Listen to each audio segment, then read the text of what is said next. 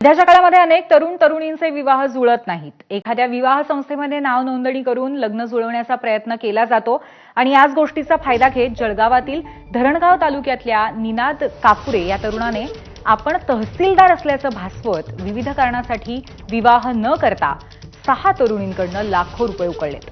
नाशिकसह राज्यभरामध्ये त्याने अशा प्रकारे तरुणींची फसवणूक केल्याचं समोर आलंय।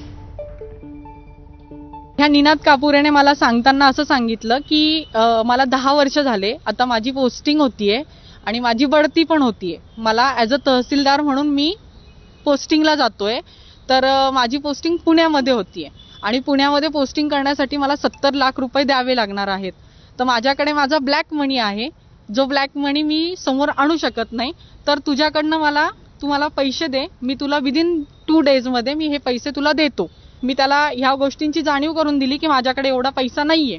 तर त्यावर त्याने असं सांगितलं की तुझी SIP मोड, नंतर सांगतो की नाही SIP मोडता येते तर तुझं सोनं गहाण ठेव आणि सोनं गहाण ठेवलेलं जे आहे तर ते आपण 2 दिवसात काढून टाकू।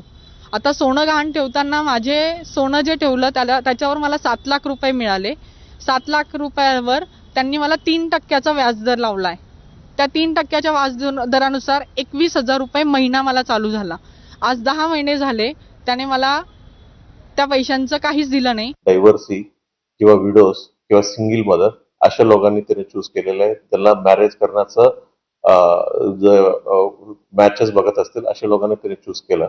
सुरुवातीला त्यांच्या पूर्ण विश्वास संपादन केलं आणि त्याच्यानंतर त्यांच्याकडे काही ना काही कारण सांगून, एकांना तरी माझे ट्रान्सफर झाला, इकडनं मला पूर्ण शिफ्ट करायचं आहे, दुसऱ्यांना माझा आई वडिलांचा आजारी आहे, अशा कारण सांगून काही लोकांकडनं 7 लाख, काही लोकांकडनं 8 लाख अशा अलग अलग पैसा त्यांनी घेतलेला आहे।